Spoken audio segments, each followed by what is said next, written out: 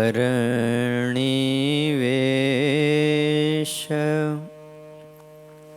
રમણીય દર્શનમ મંદેહાસરુચિરા નનાંબુજમ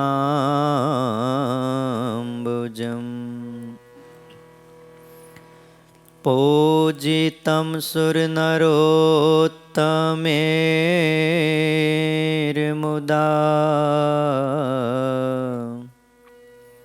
ધર્મનંદનમહં વિચિંતયે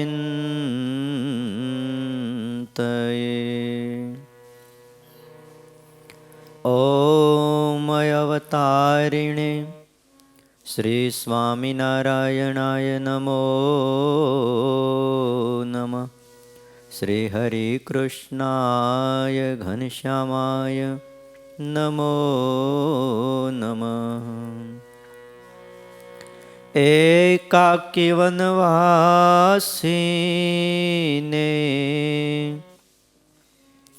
કઠિન તપકારિણે શ્રી નીલકંઠ વરુણેન્દ્રાય નમો નમઃ.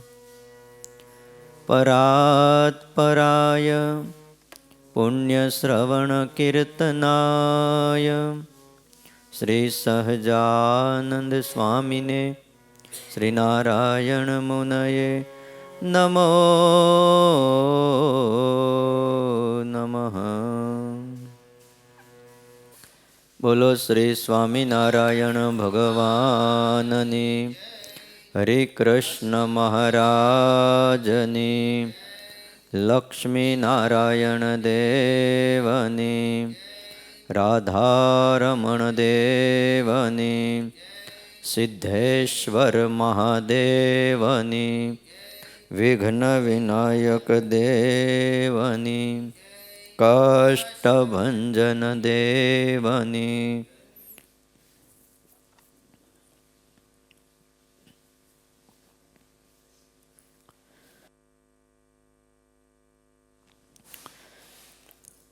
વાલા ભક્તજનો,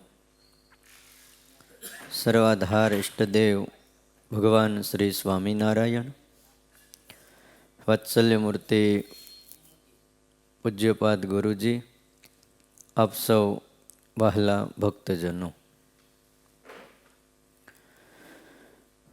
તારીખ 24/12/2020 અને ગુરુવાર છે.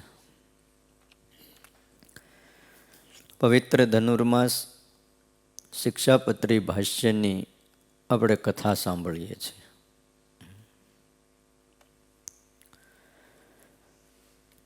છઠ્ઠો શ્લોક છે.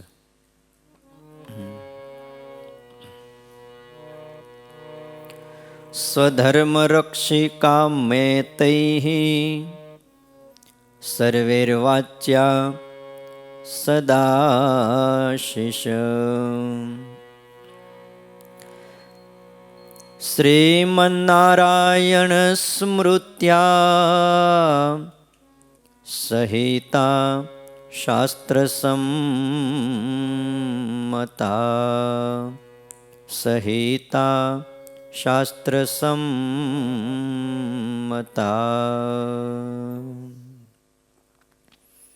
શ્રીજી મહારાજે તમામ ભક્તજનોને સંભાળી અને આશીર્વાદ આપેલા છે. ભગવાન સર્વ ભક્તોને એવું આત્મબળ આપે, એવી શક્તિ આપે, એવું સામર્થ્ય આપે, જેથી આ શિક્ષાપત્રીના ધર્મોનું બહુ સહજતાથી અને સરળતાથી એનું પાલન થાય. આવા આશીર્વાદ આજ્ઞા આપતા પહેલા આપ્યા છે. શ્રીજી મહારાજ હિતના વચન કહે છે, એટલે કોઈ મનમાં એવું ન માને કે આ શિક્ષાપત્રી છે ને બોજારૂપ છે. આશીર્વાદ છે.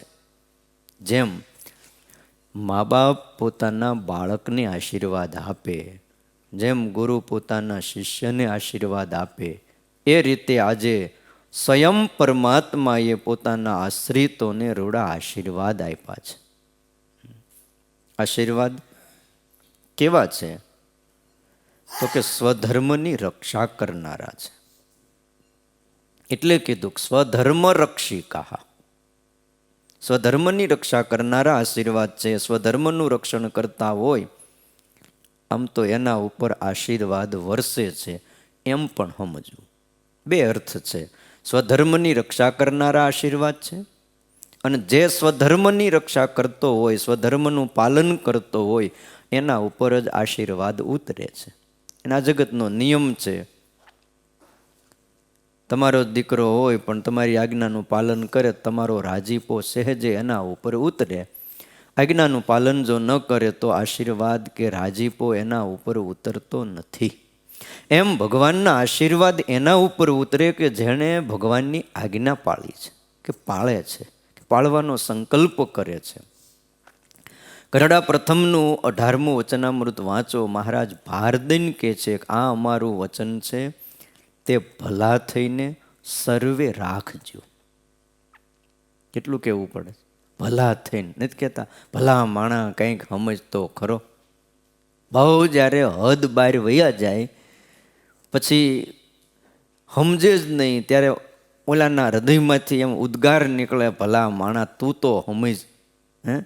એમ શ્રીજી મહારાજ એવું કહે છે કે આ અમારું વચન છે, તે ભલા થઈને સર્વે જરૂર રાખજો, તો જાણીએ તમે અમારી સર્વે સેવા કરી. અમારે કાંઈ બીજી જરૂર નથી. ઓમ પૂર્ણમદ પૂર્ણમિદં પૂર્ણાત પૂર્ણમુદચ્યતે પૂર્ણસ્ય પૂર્ણમાદાય પૂર્ણમેવાવશિષ્યતે. પરમાત્માએ બનાવેલું આ જગત પૂર્ણ છે. પરમાત્મા પૂર્ણ છે, એણે બનાવેલું જગત પૂર્ણ છે, અને પૂર્ણ રૂપે આ જગતની અંદર પોતે વ્યાપીને રહેલા છે. એમાંથી તમે બધુંય લઈ લો ને તોય પાછા પૂર્ણના પૂર્ણ રહે છે.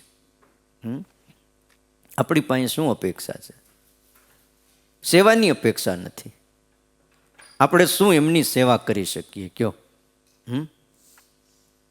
આશીર્વાદ વરસે છે. મહારાજ કહે છે તો જાણીએ તમે અમારી સર્વે સેવા કરી, અને અમે પણ તમને સર્વને રૂડા આશીર્વાદ દઈશું. શતાનંદ સ્વામી સમજાવે છે કે શ્રીજી મહારાજે શ્રીમન નારાયણને સંભાળીને જે આશીર્વાદ આપેલા છે એ ભક્તોને એવું સૂચવે છે કે ભગવાનને સંભાળીને જો આશીર્વાદ આપવામાં આવે તો પોતાની અંદર રહેલા અહંકારનો નાશ થાય છે, અને એ આશીર્વાદ ફળે છે. જ્યાં ભગવાન ભૂલાય છે ને ત્યાં મોટી વિપત્તિ છે. જ્યાં ભગવાનની સ્મૃતિ છે ત્યાં જ સર્વે આશીર્વાદ એ આપમેળે આવીને ફળતા હોય છે. જો અહંકારથી કોઈ પણ વ્યક્તિ એમ કહે કે હું કહું છું જા તારું સારું થઈ જાય, જ્યાં હુંકારો નીકળ્યો, આવા અહંકારથી ક્યાંય પણ આશીર્વાદ આપવામાં આવે આ આશીર્વાદ ફળતા નથી. આમ તારે હું કહું છું ને તું આમ ઘણા માણસો કહેતા હોય. શ્રીજી મહારાજે મને તમને એક શીખ આપી છે કે આશીર્વાદ આપ્યા છે એ તમામ શાસ્ત્રને પાછા માન્ય છે. શાસ્ત્ર સંમત. શાસ્ત્રની બારા ભગવાન પોતે સ્વયં શાસ્ત્રના રચનારા છે, પણ છતાંય એમ કહે છે કે અમારા આશીર્વાદ શાસ્ત્ર અનુસારે છે. શાસ્ત્રમાં જે કીધું છે એ પ્રમાણે આશીર્વાદ છે.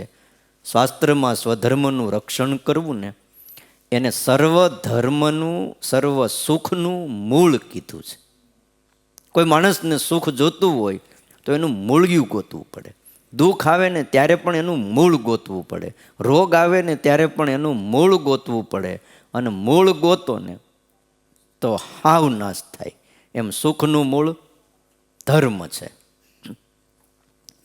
શાસ્ત્રમાં એટલે લખ્યું કે સુખમેવેપ્સિતમ લોકે સર્વેશામ અપી દેહિનામ તન્મૂલમ તુ સ્મૃતો ધર્મ તમ રક્ષેદ યત્ન તત. આ લોકની અંદર તમામ જીવ પ્રાણી માત્રને સુખ છે એ વાલું છે. સુખમ એવ ઈપ્સિતમ લોકે. આ દુનિયામાં કોઈને પણ તમે જુઓ સુખ જ ગમે. ઝીણા જૂ કીડા મકોડાથી લઈને માનવ હોય કે દેવ હોય કે ઉચ્ચ કોટીના બ્રહ્મા હોય, એ પણ બધાય સુખને જ ઈચ્છે છે. તન્મૂલમ તો સ્મૃતો ધર્મ, પણ શાસ્ત્રો એમ કહે છે કે એનું મૂળ તો ધર્મ છે, એને બહુ પ્રયત્નથી એને સાચવવો પડે છે. ધર્મ વસ્તુ એવી છે કે તમે પકડી રાખો ને તો રે. જ્યારે જ્ઞાન છે, ભક્તિ છે, આ બધા એવા છે કે એકવાર એમાં માણસ પ્રવેશ કરી જાય જ્ઞાનમાં કે ભક્તિમાં, પછી ભક્તિ જ તમને પકડી રાખે. જો એકવાર તમને ટેવ પડી ગઈ મંદિરે આવવાની, કથામાં બેસવાની, કીર્તન ગાવાની, પછી તમે 2 દી 4 દી કીર્તન ન ગાવ, કથામાં ન આવો ને તો તમને આમાં કંઈક થાય, તમને ખેંચાણ થાય, ક્યારે જવા હે. હવે ધર્મ વસ્તુ એવી છે કે તમારે એને પકડવો પડે. તમે જરાક ઢીલો મૂકો એટલે તરત ખેતલા આપણને ચાએ પોગી જ જાય, તરત હોટલે પોગી જ જાય. એને બહુ મજબૂતથી આપણે જ પકડવા પડે. અને બીજા સાધનો એવા છે કે એકવાર ભગવાનના સ્વરૂપનું જ્ઞાન થાય ને પછી મહારાજ એમ કે કોઈ પ્રારબ્ધ યોગે કરીને એને આવો સત્સંગનો યોગ ન રહે તોય જે પહેલાં ભોગવું હોય ને એ એને સાંભળ્યા જ કરે. કે પહેલાં હું સત્સંગમાં જાતો, પૂજા કરતો, કથા સાંભળતો, કીર્તન બોલતો, ને હવે તો આ કાંઈ યોગ નથી, સાંભળ્યા જ કરે અને ખેંચાણ થયા જ કરે. ધર્મ વસ્તુ એવી છે કે એને આપણે પકડવા પડે છે. એટલે કીધું છે રક્ષેદ યત્નતઃ, બહુ મહેનત કરી અને ધર્મની રક્ષા કરવી. સર્વે સુખનું મૂળ ધર્મના રક્ષણને બતાવ્યું છે. શ્રુતિમાં કીધું છે કે આ લોકમાં સર્વે પ્રાણીઓને સુખ ઈચ્છિત છે, દુઃખ કોઈને જોતું નથી. સર્વ પ્રાણીઓ સુખ શોધે છે, સુખનું મૂળ ધર્મ છે. એટલે શ્રીજી મહારાજે અનુભવની વાત કરી કે અમે જે વાત કરીએ છીએ એ શાસ્ત્ર સંમત છે. સ્વધર્મનું રક્ષણ કરનારા અમારા આશીર્વાદ છે. આ પત્ર લખતી વખતે આશીર્વાદ આપવા આવી એક શિષ્ટાચારની રીત પણ છે. જે પૂર્વે મહાપુરુષો થઈ ગયા એણે આશીર્વાદ આપ્યા છે. શ્રીજી મહારાજે આશીર્વાદ આપ્યા છે, પણ એક વાત છે કે આપણી ઝીલવાની તૈયારી હોવી જોઈએ. વરસાદ તો વરસે પણ આપણે ઝીલીએ નહીં તો એ જ વરસાદ અમૃત જેવું પાણી છે. બોલો, તમે સંશોધન કરો ને, આજે લોકો 400 રૂપિયા કેંગન વોટરના આપે છે, પણ એનું માથું ફાડી નાખે એવું પાણી છે. હાવ મફતમાં 4 મહિના વરસે છે, પણ કોઈ સંગ્રહ કરે છે? અને દુકાને જઈને 400 રૂપિયા 500 રૂપિયા દેહ બોટલના. હા, ડાયરેક્ટ વરસાદનું પાણી કદાચ થોડું ભારે પડે, પણ એને તમે 1-2 મહિનો ભરીને રાખી મૂકો, ઓહો, અદ્ભુત પાણી. સંગ્રહ જો કર્યો હોય તો એ પાણી જેવું એક કોઈ પાણી નહીં, પણ હાવ મફત મળે છે એટલે કોઈ કિંમત નથી કયો. અને પછી મશીનો દ્વારા વળી પાછું એને એવું કરે, કેવું? જેવું વરસાદનું હોય એવું, તે એના રૂપિયા લાગે. આશીર્વાદ તો આપ્યા છે, પણ એને ઝીલવાની મારી અને તમારી તૈયારી હોવી જોઈએ. બાળક રડતું હોય અને માતા ત્યાંથી નીકળે, પાણીની હેલ સાથે માં આવે, પાણી ભરીને, માથા ઉપર વજન હોય, ફળિયામાં પગ મૂકે, છોકરું રડતું હોય તોય હાથ લંબાવે. જો એક તો થાકીને આવ્યા હોય, ગામને પાદર પાણી ભરવા જાય, માથા ઉપર પાણીની હેલ, વજન હોય, થાક લાગ્યો હોય, અને એ પાણી ઝલકાઈને અમુક શરીર પણ અડધું પલ્લી ગયું હોય, જો ભરતા ન આવડે ને તો. અને બાળક જો હાથ લંબાવે, આમ હાથ ઊંચો કરે તો માં તેડી લે, પણ બાળક હાથ લંબાવે નહીં તો માં મૂકીને જતી રહે. આવું થાય કે ન થાય? એટલે ભાઈ, માથા ઉપર પાણીની હેલ છે, વજન છે, થાક લાગ્યો છે, હવે એ તેડવા તૈયાર છે, પણ આપણે જરાક તો હાથ ઊંચા કરવા જોઈએ. એમ આશીર્વાદ દેવા તૈયાર જ છે, પણ થોડીક શિક્ષાપત્રી ખોલવી જ જોઈએ, પાળવી જ જોઈએ. એમ બધું લખ્યું છે. અને એ પ્રમાણે વર્તીએ તો આશીર્વાદ મળે મળે અને મળે. ભગવાનને બહુ દયા કરી છે, બહુ દયા કરી છે. કેટલા કેટલા અપરાધો જીવાત્માએ કર્યા હોય તોય પરમાત્મા એને આશીર્વાદ આપે છે, એનું રૂડું કરે છે, મંગલ કરે છે. આગળ સાધુઓના ધર્મમાં આવશે, અમારા સાધુ હોઈએ જળ ભરતની જેમ રહેવું. અને કોઈ અજ્ઞાની મનુષ્ય તમારો તિરસ્કાર કરે, કોઈ મારે, કોઈ ગાળ દે તો એને સહન કરવું. આટલું જ કીધું હોત તો વાંધો નહોતો, પછી પાછું હળવેકથી કીધું એનું રૂડું થાય ને એવું ચિંતવન કરવું. એટલે આશીર્વાદ દેવા એને કે ભગવાન તમારું ભલું કરે. તમારે એકને લઈને આખો પરિવાર દુઃખી થાય, પરિવારનો શું વાંક છે? ઘરનો એક સભ્ય ભૂલ કરે એટલે એની અસર આખા પરિવારને થાય. એ ત્યાં સુધી એનો શાપ કે કોઈની હાય એ પહોંચી જાય. એટલે શ્રીજી મહારાજે કીધું ભાઈ એકના અપરાધે કરીને બીજાને હું કામ દુઃખી કરવા? એટલે એનું રૂડું થાય ને એવો તમે સંકલ્પ કરજો. આમ ભગવાન અને સંતની રીતિ એવી છે કે મારવા આવ્યા હોય, ગાળ્યું દેતા હોય, તાડન કરતા હોય, તિરસ્કાર કરતા હોય, તોય ભગવાને અને સંતે એનું હારું કર્યું છે, એનો મોક્ષ કર્યો છે. તમને એક વાત પ્રસંગ આપું. વડોદરાની અંદર આસુરી બુદ્ધિવાળો મહાદ્વેષી એ વખતનો દિવાનજી, નારોપંત નાના હતા ને એ સત્સંગી હતા, પણ બીજા જે હતા ને દિવાન, આમાં તો બદલા કરતા હોય પોસ્ટ ઉપર, તે એણે બહુ દ્વેષ સ્વામિનારાયણ ભગવાનની હારે. સ્વામિનારાયણ ભગવાન વડોદરા પધાર્યા અને એમાંય સયાજીરાવ સરકારનું આમંત્રણ. એટલે પાવાગઢમાં રહેનારા અઘોરીપંથી, શક્તિપંથી, વટલાઈ ગયેલા, મદ્ય અને માંસનું ભક્ષણ કરનારા, આ બધા માંસાહારી એવા રેવો, ત્રિશુળી અને મોરડીયો અને રઘવો, આ ત્રણ મહાદુષ્ટ હતા.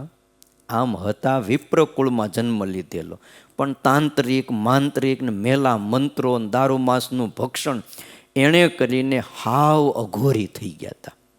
અને મૂઠ મારવા માટે દિવાનજીએ શીખવીને મોકલ્યા આ ત્રણ બ્રાહ્મણોને, તમે જાઓ. સ્વામિનારાયણ ભગવાન વડોદરા અત્યારે આપણા રાજ્યમાં આવ્યા છે, પણ તમે એમના ઉપર મેલા મંત્રનો પ્રયોગ કરો. ગુપ્તપણે આવ્યા, હજારો માણસોની સભા. ભાઈ સયાજીરાવનું આમંત્રણ એટલે વાત પૂરી થઈ ગઈ. એમાંય સ્વામિનારાયણ ભગવાનની નામના ગોપાળાનંદ સ્વામીએ સમાધિઓ કરાવીને સત્સંગ કરાવ્યો હતો. અને લોકો ઇંતજારીમાં હતા કે ક્યારે અમને સ્વામિનારાયણ ભગવાનનું અહીંયા અમારા વડોદરામાં દર્શન થાય. એટલે લોકો બહુ ઉમટ્યા હતા, ભીડ બહુ હતી. મંત્રથી અડદ મંત્રી અને એ નાખવાના, પણ હવે આટલી મોટી સભા, પણ તોય ધીમે ધીમે ધીમે કરતા, રસ્તો કરતા આ બધાને પાછું ફાવે બહુ.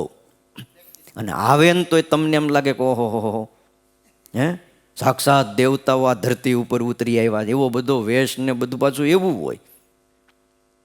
તે મંત્રેલા અડદ શ્રીહરિ ઉપર નાખ્યા. શ્રીહરિની જમણી બાજુએ મહારાજે રૂમાલ ગ્રહણ કરી સાવધાનપણે એ વખતે સેવામાં ઊભેલા મુકુંદ બ્રહ્મચારી ઉપર પડ્યા. હવે આમ ઘા કર્યો એટલે કોઈને તો એમ થાય કે ભાઈ ફૂલડેથી વધાવતા હોય. હવે સેવામાં હતા મુકુંદ બ્રહ્મચારી, એના ઉપર પડ્યા. એથી એ બોલ્યા કે આ સિંદૂરવાળા અડદ કોણે નાખ્યા? કે અક્ષત કંકુથી પૂજા થાય, સ્વાભાવિક છે. કોઈ ચોખા કંકુવાળા કરી અને ભગવાનને વધાવે, કોઈ અડદ સિંદૂરથી પૂજા કરતું હશે બ્રહ્મચારી કે? ત્યારે શ્રીહરિ હસતા હસતા બોલ્યા કે તમે હનુમાનજી છો ને, હનુમાનજીનો અવતાર. મૂળજી બ્રહ્મચારી હનુમાનજીનો અવતાર હતા, તમે સેવક છો, માટે તમારા સેવક તમારી પૂજા અડદ અને સિંદૂરથી કરે છે. એમ રામાયણમાં કથા છે કે હનુમાનજીના સેવકો કોણ છે? વાંદરાઓ. એ હનુમાનજીની સેવા સિંદૂર અને અડદથી કરે. બ્રહ્મચારી કે તઈ ઠીક, તઈ એમ કયો ને, આ અડદ એટલે અહીં મારી ઉપર પડ્યા સિંદૂરવાળા. પણ મારી પ્રતિમા સંકટ ભંજન નામે આ ગોપાળાનંદ સ્વામીએ અહીંના મંદિરમાં સ્થાપના કરી છે વડોદરામાં. વડોદરામાં હનુમાનજી છે ને એનું નામ છે સંકટ ભંજન હનુમાનજી. તેથી મારા સેવક વાંદરાઓ ભલે અડદ અને સિંદૂરથી મારી પૂજા કરતા, કે હવે આમ બોલી ગયા હું કે ભલે એ વાંદરાઓ મારી સેવા કરતા. અને પરમ કૃપાળુ શ્રી હરિન મુકુંદ બ્રહ્મચારી એ બેના કૃપા વાક્યો જ્યાં મુખમાંથી બોલાઈ ગયા, તે મૂઠ મારવા આવેલા ઓલા 3 બ્રાહ્મણો મનુષ્ય મટી. અને એ જ સમયમાં આ એક આશ્ચર્યકારી ઘટના આજથી 200 વર્ષ પહેલાં ઘટેલી લોકોએ નજરે જોયું. 3 બ્રાહ્મણો હતા, પણ જેવો અહીંથી સંકલ્પ થઈ ગયો, વાનરના દેહ પામી ગયા. એવું નથી મરીએ ને પછી જન્મ આવે ને પછી વાંદરા થાય. ભાઈ આ જન્મમાં પણ થઈ જાય. ઘણા નથી રાક્ષસ થઈ જતા. ઋષિઓના કોઈના અપરાધથી શાપ મળે એ જ ઘડીએ તરત જ અસુર થઈ જાય. હવે 3 વાંદરાઓ સભાની પાછળ ફાળો મારી વૃક્ષ ઉપર ચડીને બેઠા. પછી હવે શું કરવું? ઠેકડા મારતા મારતા શ્રી હરિને મસ્તક નમાવ્યું, નમસ્કાર કરીને ત્યાંથી વયા ગયા. વાડી મંદિરની પાછળ કોટ છે, વડોદરાનું મંદિર, એને વાડી મંદિર કહેવાય. ત્યાં એનો છેલ્લો જે બુરંજ હતો, બહુ ઊંચો હતો અને હાવ ઉજળ હતો, એમાં જઈને આ 3 વાંદરા રહેતા.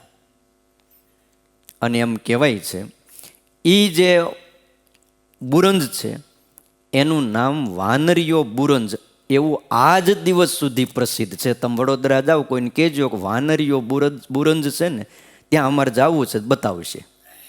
3 વાંદરાઓ બજારમાં નિત્ય જાતા. અને વેપારીઓ હોય ને એને ફળિયા વેપારી, જે મગ, ચોળાફળી, દાળ આ બધું વેચતા હોય, એ વેપારીની દુકાને જાતા. અને અડદનો ટોપલો હોય કે અડદનો ઢગલો હોય, ત્યાં આ 3 વાંદરાઓ જઈને આંગળી ચીંધે, આમ આંગળી બતાવે અને આમ હાથ ધરે વાંદરાઓ.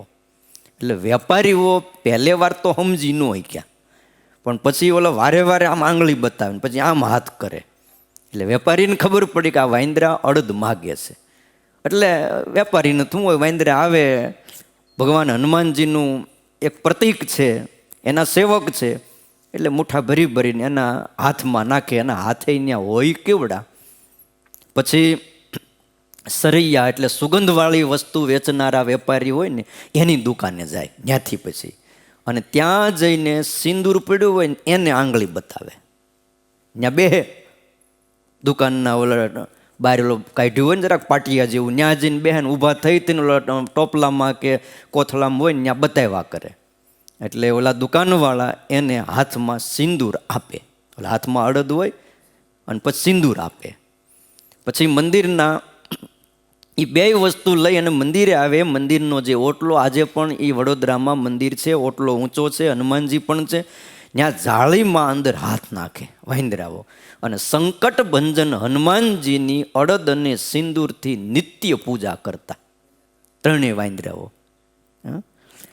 અને પ્રત્યેક શનિવારે હનુમાનજી આગળ બીજા લોકોએ ફોડેલા જે નાળિયેરના કાચલા હોય ને એ ઉપાડી જાય. ઉપાડી અને ત્યાંથી એક નાળિયેરનું આવડું મોટું કાચલું ઉપાડે શનિવારે. અને પછી ઘાંચીની દુકાને જાય, જ્યાં ઘાણા હલતા હોય ને તેલ નીકળતું હોય, ત્યાં જઈ અને આંગળી ત્યાં ચીંધે અને ઓલું કાચલું આમ ધરે, આમાં તેલ નાખો. સમજ્યા? બોલી તો કે નહીં. તે ત્યાંથી તેલ માગીને લાવે અને હનુમાનજીના ચરણ ઉપર વાંદરા તેલ રેડતા એ જોવા માટે હજારો લોકો ભેગા થતા. પછી નમસ્કાર કરે, પગે લાગે, દંડવટ કરતા, દંડની પેઠે લાંબા થઈ જતા વાંદરા. અને પછી તો ઓલા જે હતા ને વેપારીઓ અને આ તેલ વેચનારા ઘાંચીઓ, એને ખ્યાલ આવી ગયો કે આ વાંદરા આપણી પાસેથી જે લઈ જાય છે ને હનુમાનજીની પૂજા કરે છે, તે વાનર જેવા જાય ને દુકાને એટલે બીજા ગ્રાહકોને કે તમે ઘડીક વાર અહીં ઊભા રહ્યો, પહેલાં આમને અમને દઈ દેજો, આ અમારા કાયમના ગ્રાહક છે. તેને અડદ ને સિંદૂર ને તેલને વાળા પાસે જાય, તેલ આપે. આમ હનુમાનજીની પૂજા કરતા. અને 3 વાનરો 8 વર્ષ સુધી એ વાનરિયા બુરંજમાં રહ્યા હતા. એટલે વાનરીયો બુરંજ નામથી એ બુરંજ પ્રસિદ્ધ થઈ ગયો.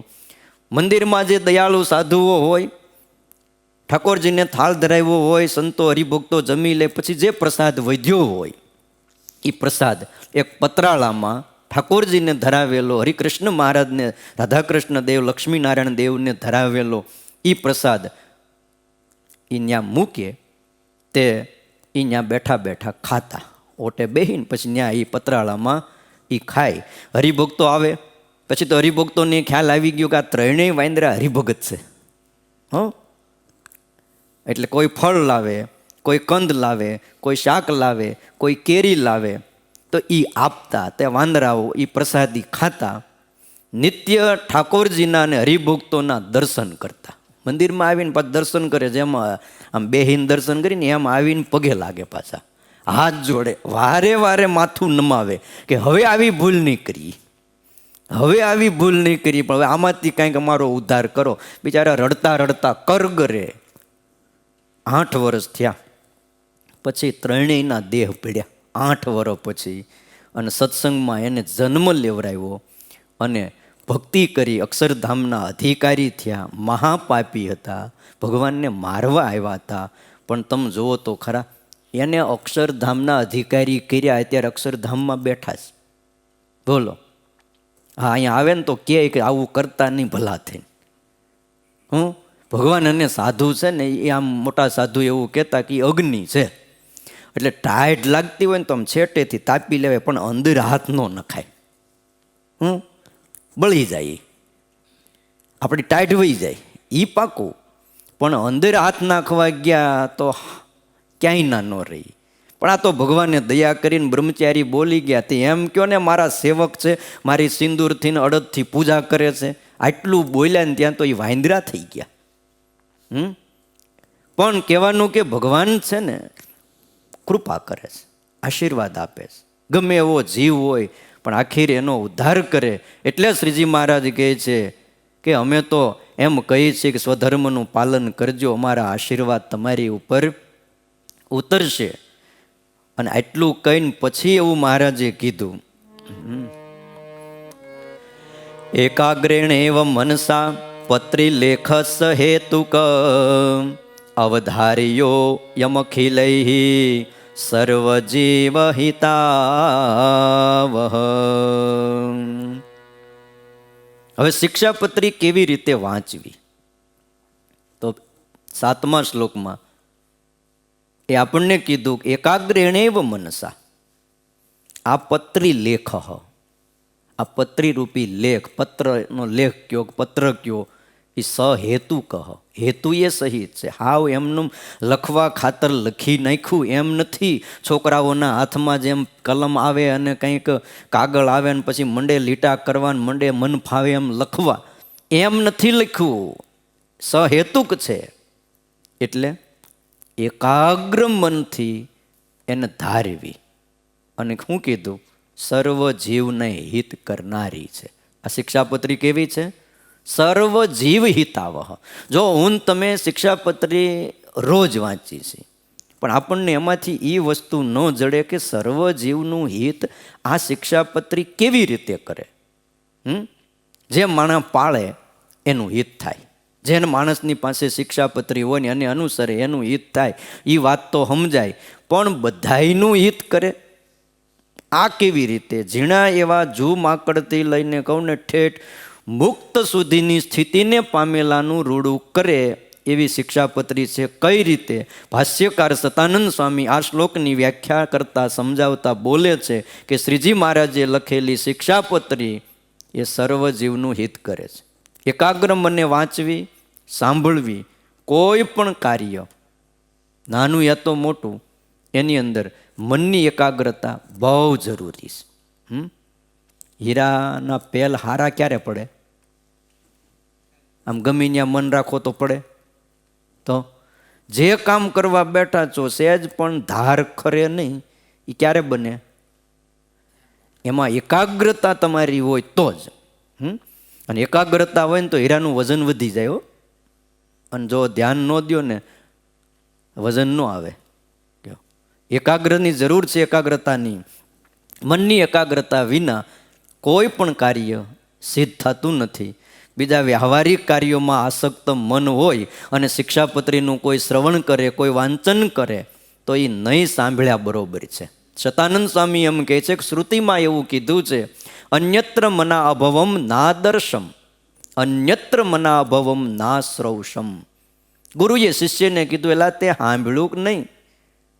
કંઈ ભણાવતા હતા, કંઈ વાત કરતા હતા, તે જોયું કે નહીં? હમણાં અહીંથી કોઈ પ્રાણી પસાર થયું ત્યારે શિષ્ય એવું બોલ્યો, અન્યત્ર મના અભવમ ના દર્શમ, મને ખબર જ નથી, મારું મન બીજે રખડતું હતું એટલે મેં જોયું નથી. તો કીધું સાંભળ્યું કે નહીં કાંઈ? આ કલાક સુધી બધો પાઠ ભણાવ્યો તો કે અન્યત્ર મના અભવમ ના શ્રૌષમ, હું અહીં બેઠો તો પણ મારું મન અહીંયા નહોતું એટલે મેં કાંઈ સાંભળ્યું નથી. ઘણા છોકરાને ટ્યુશન મોકલો ને પછી તમે પૂછો હું ભણ્યો, તે કાંઈ ખબર. કેમ? તક આજ મારું મન જ નહોતું. જો હવે સામે બેઠા હોય, ભણાવતા હોય અને જો મન ન હોય તો હવે આ નેટમાં ઓનલાઈન ભણાવતા હોય એ શું કરતા હશે મને કયો છે? ફોન આમ પીડ્યો હોય, ચાલુ મૂકીને અમુક તો બીજું કામ કરતા હોય, અને ઓલી બાજુ એને એમ થાય કે ભણે છે. પછી 6 મહિના પૂરા થાય કે ફી લાવો છે નહીં, બસ આ ફોન ચાલુ રાખ્યો એની. અન્યત્ર મના ભવમ ના દર્શમ, મન બીજે હતું એટલે જોયું નથી. અન્યત્ર મના ભવમ ના શ્રૌષમ, મારું મન બીજે હતું એટલે મેં સાંભળ્યું નથી. એટલે શાસ્ત્રમાં કીધું, બૃહદારણ્ય ઉપનિષદમાં, મનસા એવ પશ્યતિ મનસ શૃણોતિ ઇતિ.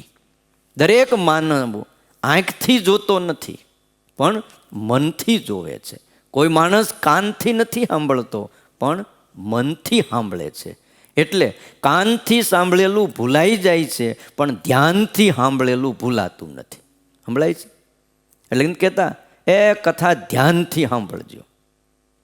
ધ્યાન વળી શું છે? એટલે મનથી સાંભળજો. એમ જો કાનથી સાંભળેલું ભૂલાઈ જાય છે પણ ધ્યાનથી સાંભળેલું ભૂલાતું નથી. કયો એટલા માટે સાબિત થાય છે કે મનુષ્ય મન વડે જ જોવે છે અને મનુષ્ય મન વડે જ સાંભળે છે.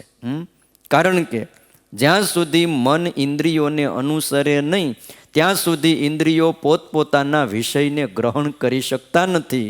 અર્થાત મનથી જ્યાં સુધી પ્રસન્નતા ન હોય ત્યાં સુધી ઇન્દ્રિયોનું વિષયનું સ્પષ્ટ જ્ઞાન ન થાય. મન જો પ્રફુલ્લિત હોય તો તરત એનું જ્ઞાન થાય છે.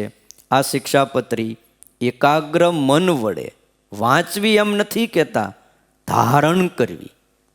એકાગ્રેણેવ મનસા પત્રી લેખસ હેતુ કહ, અવધારીઓ ધારણ કરવી. જો આવો શ્રીજી મહારાજનો અભિપ્રાય છે. અને ગીતામાં પણ અર્જુનને કહેવું પડ્યું, ભગવાનના અંશ કહેવાય, નર ભગવાનના સખા કહેવાય, પણ એમણે કીધું ચંચલમ હિ મન કૃષ્ણ પ્રમાથી બલવદ દૃઢમ. હે કૃષ્ણ, મન બહુ ચંચળ છે. વળી કેવું છે? પ્રમાથી, ઇન્દ્રિયોને મથી નાખે છે. બલવદ દૃઢમ, બહુ બળવાન છે ને બહુ મજબૂત છે મન એની જગ્યાએ. તસ્યાહમ નિગ્રહમ મન્ય વાયો રીવ સુદુષ્કરમ. તમે ક્યારના બેઠા બેઠા આમ રથમાં મને સમજાવો છો કે તું તારું મન ઠેકાણે રાખ, મનને વશમાં કર, મનને વશમાં કર, હવે યુદ્ધ કરવાનું છે. પણ પ્રભુ, વાયુને બાંધવો, કોઈને મનમાં થાય કે આ દોવડા ત્યાં તો પવનને બાંધી દેવો છે, બહુ વાય છે ને બધું, અને બધા ભેગા થઈને દોવડું લઈને બાંધવા મહેનત કરે તો પવન બંધાય ખરો? વાયુ બંધાય નહીં. એમ પ્રભુ મનને બાંધવું ને એ બહુ અઘરું છે. એટલે આપણા સંતો કીર્તનમાં એમ કહેતા કે વેગે વહેતા વારીમાં પ્રતિબિંબ ન ભાસે રે, એમ ડગમગ દિલ જહાં લગી બ્રહ્મ નવ પ્રકાશે રે. પાણી વહેતું હોય ને, તમે આમ જોવો ને અંદર તમારું પ્રતિબિંબ દેખાય નહીં. એમ દિલ જ્યાં લગી ડગમગતું હોય, મનનું જ્યાં લગી અસ્થિરપણું હોય, સ્થિર ન થાય ત્યાં સુધી પરમાત્માનું દર્શન એ થતું નથી. મનસોસ્તિ બલમ મહત. શાસ્ત્રોએ તો એમ કીધું કે મનનું બળ બહુ જબરું છે, બહુ જબરું છે. રાવણ જેવા રાવણને પણ જો હરાવી દે, કોણે હરાવ્યો? ભગવાન રામે રાવણને માર્યો. એ કથા આપણે કહી છીએ, બરાબર છે, પણ રામે મારતા પહેલાં તો એના મને જ એને મારી નાખ્યો હતો. કયો મનના માર્યા જ માણસ મરી જાય છે, અને મનના બળથી માણસ જીવી પણ જાય છે. જો આ કોરોના વાયરસ છે, પણ એમાં જેના મન મજબૂત હતા ને એ માણસો જીવી ગયા.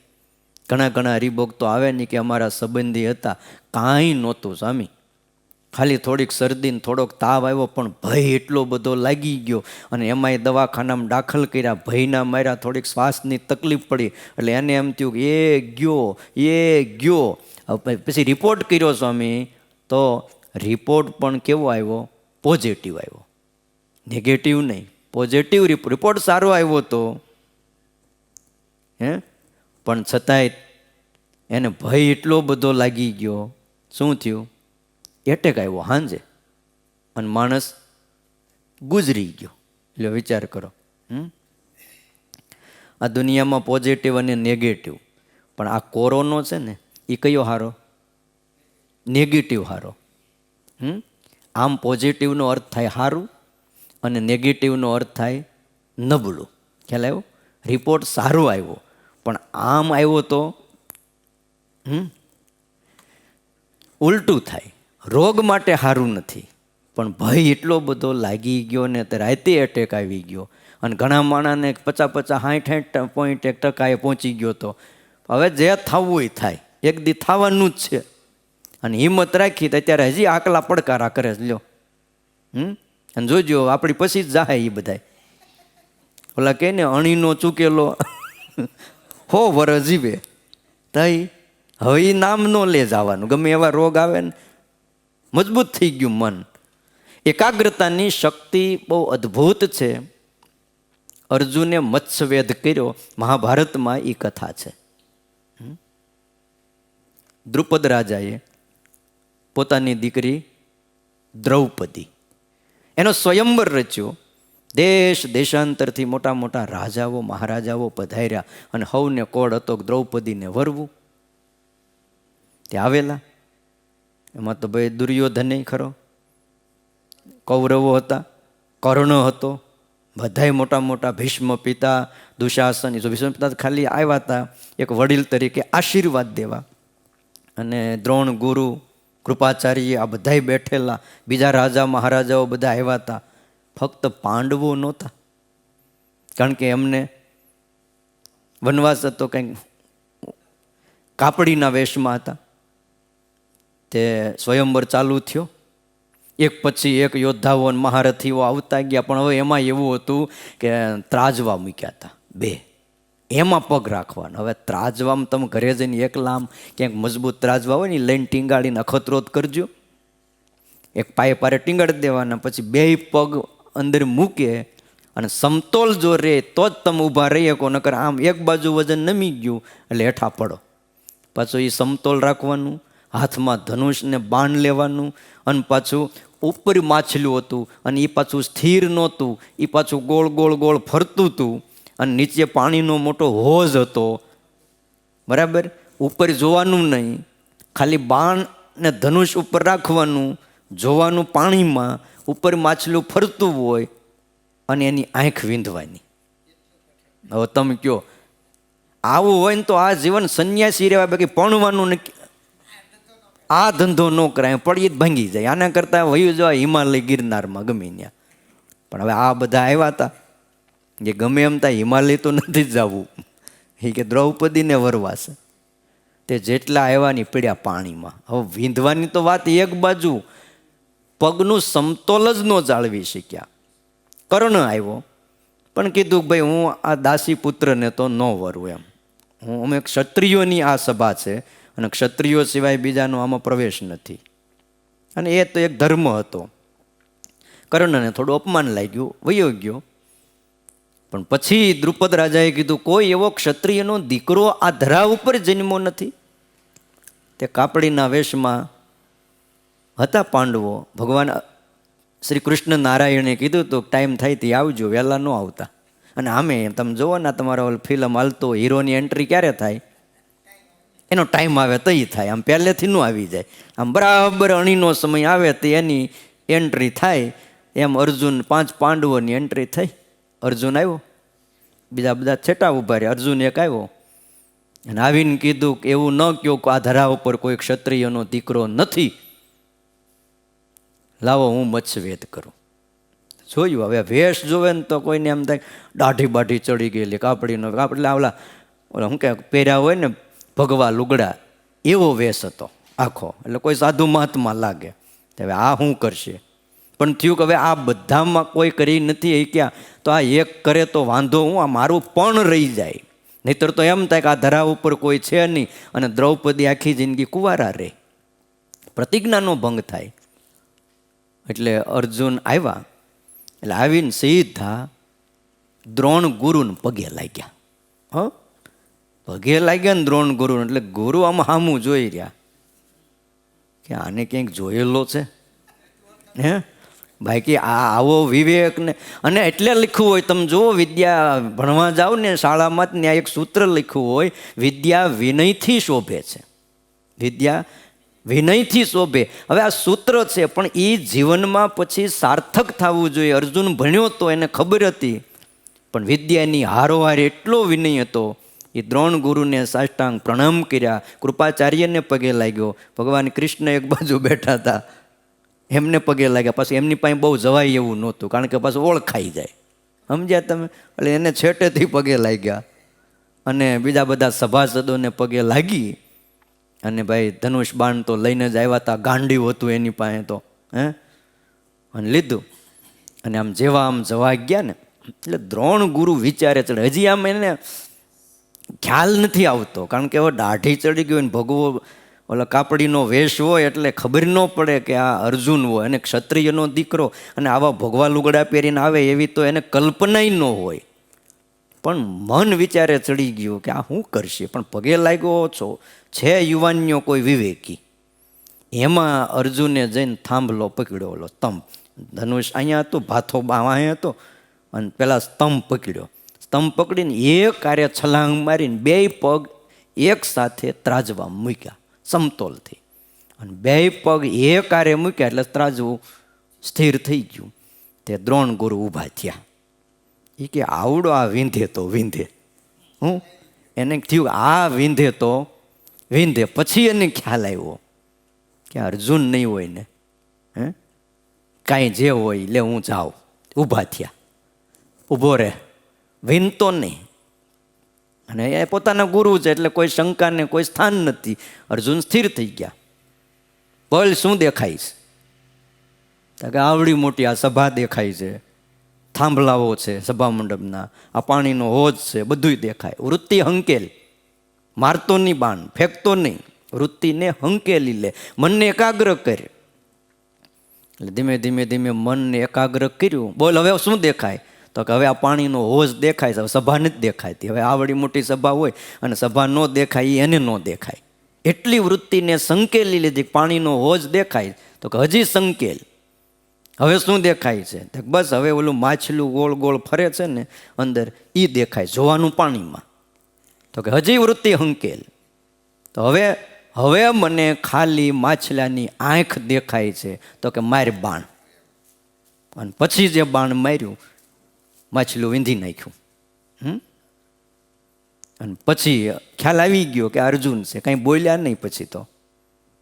પણ કહેવાનું આ તાકાત શેની હતી? મનની એકાગ્રતાની તાકાત હતી. તો એ તાકાત ખાલી ભગવાને અર્જુનને જ આપી છે એવું નથી. આ ધરા ઉપર જેટલા પણ માનવને ભગવાન મોકલે છે, મનુષ્ય જન્મ આપે છે, તમામને આ શક્તિ ભગવાન આપે છે. પણ અમુક એનો ઉપયોગ કરે છે અને અમુક આખી જિંદગી ઉપયોગ કરતા નથી. એટલે દીધા પછી પરમાત્માને એમ થાય કે આ ન દીધું હોત તો સારું હતું.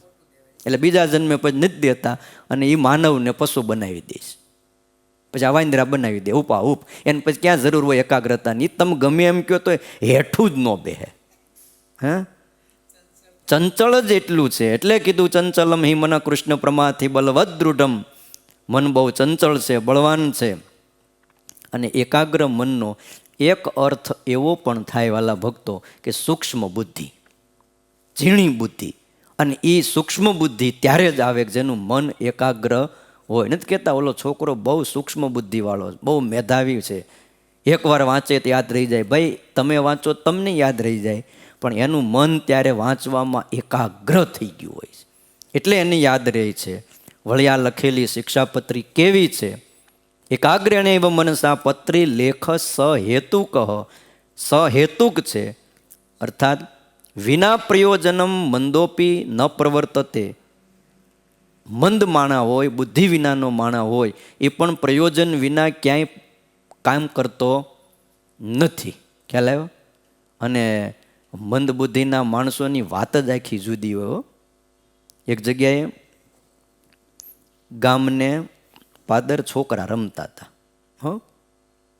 તે ન્યાય એક આવ્યો એવો, થોડાક ભગવાનને 2 આટા ઓછા આપ્યા હતા. એટલે છોકરા રમતા હતા, ન્યા આવીને કે એ શું કરો છો અહીંયા બધા? તો રમી છે. ગામના ચોરે પેંડા વેચે છે કે તમે અહીં રમો છો, પણ ત્યાં ગામના ચોરે એક પટેલ આવ્યા છે અને પેંડા વેચે છે. એમ તે છોકરાઓ મોય દાંડિયાને જે કાંઈ તો ઘા કરીને, હવે એ જૂનો જમાનો, પેંડાની વાત પડે એટલે દોડા દોડ બધા. એકબીજાને પાડતા ને આખડતા ને સાઈડ કાપતા ને હવ દોડ્યા. હવે બધાય છોકરા દોડીને ચોરે વૈયા ગયા. એટલે આવડો એકલો ઊભો ઊભો જોવે. એને એમ થયું ચોરે પેંડા વેચતા હોય તો એ દોડ્યો. હવે એ ન્યાથી જ આવ્યો હતો, ત્યાં કાંઈ નહોતું, પણ એને એમ થયું બધાય દોડે છે એટલે કંઈક હશે. એમ ઘણીવાર આ જગતમાં એવું છે કે આ બધાય દોડે છે એટલે આપણે દોડીએ, કાંઈક હશે એમ. પણ પછી બધા ચોરે આવે ને તો ખબર પડે એટલે અહીંયા કાંઈ નથી. એમાં દોડે બધાને પછી જ્યારે બરાબર દોડીને પડે ને અંદર તે ખબર પડે કે આમાં અહીંયા ન દોડીને આવ્યો હોત ને ન પીડ્યો હોત ને તો સારું હતું. એટલે આ જગત આખું એવું છે. આ આજ્ઞા પાળે તો આ લોક અને પરલોકમાં સુખ, નહીતર દુઃખ. આ સહેતુક છે. પાળે તો સુખ, ન પાળે તો દુઃખ છે. શ્રીજી મહારાજે એટલે કીધું ઔધાર્ય. ધારણા ધર્મમ ઇતિ આહુ. ધારણ કરવાથી ધર્મ કહેવાય. ધર્મને ધારણ કરવો પડે એટલે કીધું ને એને પકડી જ રાખવો પડે, સાચવો જ પડે. જેમ નાના છોકરાને છૂટું મુકાય નહીં, અને છૂટું મૂકો તો એ દોડીને ગમી ત્યાં વયું જાય ને કઈ બખોલમાં ગરી જાય એનું કાંઈ નક્કી નહીં. એમ ધર્મને છે ને તમારે સાચવો જ પડે, પકડી જ રાખવાનો. હા, એને આંગળીથી અળગો કરાય નહીં, નહીતર હાવ જાય. ધર્મ છે ઔધાર્ય નતું વિચાર્ય. ધર્મને ધારણ કરવો, ખાલી ધર્મની ચર્ચાઓ અને વિચારણા ન કરવી. શ્રીજી મહારાજ આ શિક્ષાપત્રી લખે છે, સર્વ જીવનું હિત કરનારી છે. વાસ્તવમાં આ આજ્ઞા પાળે એનું કલ્યાણ થાય ને થાય જ. આ શિક્ષાપત્રીને પાળનારા જે ભક્તો હોય છે, એ ભક્તના સંબંધમાં પણ જો કોઈ જીવ આવે ને વાલા ભક્તજનો, તો એનું કલ્યાણ થાય છે. આ પાળે એનું તો થાય, પણ જે પાળતો હોય એના જોગમાં કોક આવી ગયો, એના સંબંધમાં કોઈ આવી ગયો, પછી એ સંત હોય કે ભક્ત, એનો સંબંધ થઈ ગયો કોઈ જીવને, એને શિક્ષાપત્રી શું છે એ જોઈ નથી, જાણ્યું નથી, એની આજ્ઞા પાળી નથી, પણ જે પાળે એના સંબંધમાં કોઈ આવી જાય ને તો એમનું પણ કલ્યાણ થાય છે. અને એટલા માટે સ્વામિનારાયણ ભગવાન લખે છે કે આ અમારી લખેલી શિક્ષાપત્રી એ સર્વ જીવનું હિત કરનારી છે. સ્વામિનારાયણ ભગવાન એવું કહેતા કે અમારા હરિભગતના ગોળાનું કોઈ પાણી પીએ ને તો એનું પણ અમો કલ્યાણ કરશું. શું કરશે? કલ્યાણ કરશે. કોનું? પાણી પીએ એનું. લોહી પીવે એનું નહીં હો, પાણી જ પીવાનું કીધું છે. ખ્યાલ આવ્યો તમને? પાણીમાં કલ્યાણ છે. બાકી પછી કોઈ વિચારે પાણી પી તો એ કલ્યાણ થાય છે? હે? એનું કલ્યાણ ન થાય. એકાંતિક હરિભક્તોના સંબંધથી અનેક જીવોના કલ્યાણ થયા છે. ગાંડલાના મૂળીબાઈ હતા, એવું કહેતા. એનો ધણી હતો જાદવજી, એ કે તું તો હાલી. અંત સમય હતો, પથારીમાં હતા મૂળીબાઈ. તે ઓલો રડવા માંડ્યો. તે કે મરદ થઈને રડો, શેનું દુઃખ છે? તે કે તું હાલી મારું શું થાય? તે કે હું કામ રડો છો? મારા હાથના ઘડેલા રોટલા જેણે ખાધા હશે ને એનું સ્વામિનારાયણ ભગવાન કલ્યાણ કરશે. કેમ? તો કે આ હાથે કરીને મેં સ્વામિનારાયણની સેવા કરી છે. દાદા ખાચરને પરણાવવા જ્યારે સ્વામિનારાયણ ભગવાન ભટ્ટવદર જતા હતા, ગાંડલા ગામને ગોંદરે રથ ઊભો રાખ્યો હતો. એ રથ જ્યાં ઊભો રાખ્યો હતો ત્યાં આજે પણ છત્રી બનાવી છે, ચરણારવિંદ પધરાવ્યા છે. આ હાથે સાધુઓની સેવા કરી છે, રોટલા કરીને જમાડ્યા છે, પાણી ભરી આવી છું, ઘણી સેવા કરી છે. મારા હાથના ઘડેલા રોટલા જેણે ખાધા હશે ને એનું સ્વામિનારાયણ ભગવાન કલ્યાણ કરશે. તમે મારા ધણી છો, એ હું રોજ તમને હવાર હાંજ બબે બબે ટીપી દેતી હતી. તમારું કલ્યાણ નહીં થાય, હું કામ રડો છો? એટલે હવે મરવા આ બાઈ પડી અને ઓલા ભાઈ રડે. તમે વિચાર તો કરો, કેવો એને કેપ. ગાધડકામાં ગોવિંદજી કરીને દરજી હતા, કપડાં સીવતા હતા અને ઓટે 4-5 માણસો બેઠેલા ગામના વાતું કરે કે ઓહો હળાહાર કળયુગ આવી ગયો છે, કે હવે આવા કળયુગમાં આપણું કલ્યાણ કેમ થાય? તે ગોવિંદજી દરજી સાંભળી ગયા. એ કે કલ્યાણ કલ્યાણ શું કરો છો? જાઓ મારું સીવેલું લુગડું જેણે જેણે ગામમાં પહેર્યું છે ને એનું પણ કલ્યાણ થાય. કે કેવો એને કેફ તમે જોવો ખરા.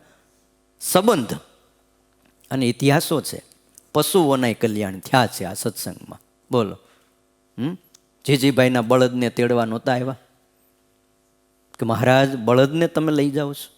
તો લઈ જાય ને. કે કેમ? તો કે રથે જ જોઈતો હતો બળદ. ટભાણમાં યજ્ઞ હતો, સાધુઓ માટે જે ગાડામાં સીધું સામાન લાવતા હતા ત્યાં આ બળદ જોઈતો હતો, એટલે આને તેડવા આવ્યા. દંતિયા ગામના દિનમણી શર્મા સાધુ થયા, નિત્યાનંદ સ્વામી થયા. અને આંબા ગામમાં દેવસિંહ લુહાર હરિભગત હારા સંતો અવારનવાર ત્યાં આવતા. એક ભરવાડની બકરી, એનું દૂધ કામ આવ્યું. સ્વામી બીમાર પડ્યા, સ્વામી આવ્યા હતા આંબા ગામમાં. કંઈ વૈદ્ય કીધું ભાઈ દવા લઈ લીજો, પણ જો દવા છે ને બકરીના દૂધ હારે લેવાનું. બકરીનું દૂધ હારે, આ છે ને આ ફ્રીજ જેવું કામ બકરીનું. ગમે ત્યારે તમે દૂધ બગડે નહીં, જ્યારે જરૂર હોય તે દૂધ લઈ લો. ચા બહુ સારી બને, તમે ચા પીતા ન હોય એટલે તમને ન ખ્યાલ હોય કે પીવો છો એવું. તે બકરીના દૂધ કામ આવ્યું. ભરવાડ પાસે લેવાઈ ગયા કોઈ હરિભગત કે ભાઈ થોડુંક દૂધ જોઈએ છે. અને એ સમય હતો, કોઈ અત્યારે જેવું બધું પૈસા જ કમાવા આવી કોઈને વિચારધારા જ નહોતી. ભાઈ દૂધ જોઈએ છે એટલે તરત જ ભરવાડે બકરીને પકડી દોઈ દીધી અને દૂધ આપ્યું. તો કે આ એક દીએ નહીં પૂરું થાય, આ અઠવાડિયું જોહે દવા લેવાની. તો કે વાંધો નહીં બાપુ, તમે તાર રોજ આવજો ને. તે અઠવાડિયું દવા લીધી, દૂધ કામ આવ્યું. એનો અંતકાળ આવ્યો બકરીના જીવનો. સ્વામિનારાયણ ભગવાન તેડવા આવ્યા અને એ તેડીને પછી દેવસિંહ ભગતને ત્યાં આવ્યા. ભગત, આ મુક્તને ઓળખો? અરે મહારાજ, હવે આ કેમ ખબર પડે આ કોણ છે? તો કે તમારા ગામનો ઓલો હાજો ભરવાડ નહીં? તો એના જોકની બકરી છે. લો બોલો, બકરીઓ ધામમાં વહી ગઈ. તમે વિચાર કરો, તે આપણે નહીં જાય માટે મૂંઝાવવું નહીં, પણ થોડાક વહેલા આવવું. નકે અમને મૂંઝારો થાય, ક્યાંય વેલંજામ કોઈ રહે છે કે નથી રહેતા એમ. એટલે થોડુંક વહેલા આવો. ધનુર્માસ તો હમણાં પૂરો થઈ જાય, 10 દી પૂરા થવા આવ્યા. હવે 20 દિવસ જાતા શું વાર લાગે? જેમ 10 દી ગયા એમ બીજા 10 જાય, પછી ત્રીજા 10 થાય. આવતીકાલે આપણો પાટોત્સવ છે. 4 વર્ષ પૂરા થઈ ગયા ને વાર લાગે કાંઈ? ખબર ન પડી. આમ તો આ કથા વાર્તાનું બધું આયોજન કરવાનું હતું, પણ સમય બળવાનું હોય છે અને હવનું રૂડું થાય અને થોડા સરકારના આદેશ હોય એનું પણ પાલન આપણે કરવું જોઈએ. એટલે વળી પાછું આવતા વર્ષે સમય સારો આવશે તો વિશેષ સારો પાટોત્સવને એવું બધું કરશું. પણ આવતીકાલે આપણે પવિત્ર ઉમરેઠના મિતુલ મહારાજ ભૂદેવ છે, એ મહાપૂજા અને મૂર્તિનો આપણે અભિષેક ને આ બધું કરાવશે. તો આવતીકાલે આપણે કથા પછી તરત જ એ પૂજા ને એ ચાલુ થશે. જે ભક્તોને મહાપૂજામાં બેસવું હોય ઓફિસમાં પોતાનું નામ લખાવી દેજો, તો એ પ્રમાણે વ્યવસ્થા કરવાની ખબર પડે. તો આવતીકાલે થોડોક છે ને સમય લઈને આવજો. ઓફિસે જરાક જાઓ ને તો કહેતા આવજો ભાઈ કાલે હું મોડો આવીશ કંઈ. કારણ કે 10 વાગ્યા લગી પછી ઓછામાં ઓછું ચાલે, આમ તો 1-1.5 કલાક હાલશે મહાપૂજા. શરૂ 2 કલાકનું ગણિત રાખીને તમે આવજો. એટલે ઓફિસે કાલે કહીને આવજો. કેમ થાય? રોકાવાનું જ બધાય હો. આમ તમારે કંઈક એવો પ્રસંગ હોય ઘરે જ નથી રોકાઈ જતા? ક્યાંક મરણમાં ને પરણમાં હાલે એવું કયો? એમાં કોઈ દી ગેરહાજરી ન હોય. ત્યારે આપણે આ ઘરે આવો પ્રસંગ છે તો વાલા ભક્તજનો, વિશેષ આ શિક્ષાપત્રી સર્વ જીવ હિતાવહ કેવી રીતે છે એ વાત બહુ સમજ્યા જેવી છે. એટલે કાલ તમે છે ને 6:30 આવવાનું ભૂલતા ને વહી જાય. પછી છેલ્લે તો શું છે, પ્રસાદ વધે. પ્રસાદમાં થોડાક વહેલા આવો તો ન હાવ છેલ્લે પછી એ પૂરો થઈ જાય. કયો એટલે